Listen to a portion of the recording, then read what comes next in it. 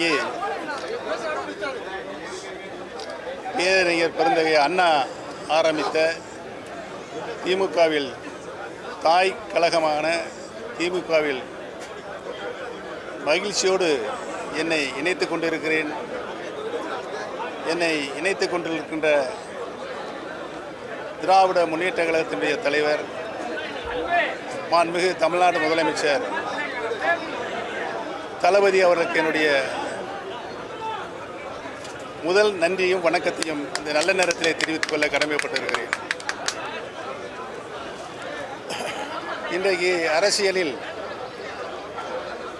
அண்ணா காட்டிய வழி, கலைஞர் காட்டிய வழியில் அனைத்து மக்களையும் அரவணைத்து செல்கின்ற ஒரு அரசியல் பண்பாரோடு தளபதி அவர்கள் கட்சியையும் ஆட்சியும் வழிநடத்தி கொண்டிருக்கிறார் என்பதை நான் நன்றாகவே உணர்ந்து திமுகவில் பெருமகிழ்ச்சியோடு நான் இணைந்திருக்கிறேன்.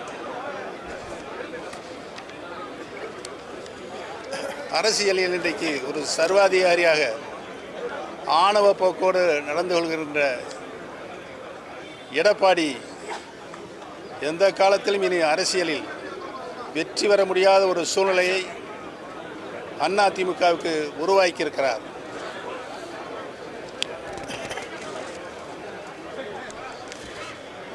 அம்மா அவருடைய மறைவுக்கு பின்னால் லட்சக்கணக்கான அனைத்து இந்திய அண்ணா முன்னேற்ற கழக தொண்டர்கள் இன்றைக்கு தளபதி அவருடைய தலைமையை ஏற்று திராவிட முன்னேற்ற கழகத்தில் தங்களை இணைத்துக் கொண்டிருக்கிறார்கள் என்று நாடு தளபதி அவர்களை உற்று நோக்கி கொண்டிருக்கிறது. ஒரு அரசியல் இயக்கத்தை அரவணைப்போடு எப்படி நடத்திட வேண்டும் என்ற இலக்கணத்தோடு தளபதி அவர்கள் திராவிட முன்னேற்ற கழகத்தை வழிநடத்தி சென்று கொண்டிருக்கிறார்கள். அதே போல ஆட்சியில் கடந்த 5 ஆண்டு காலம்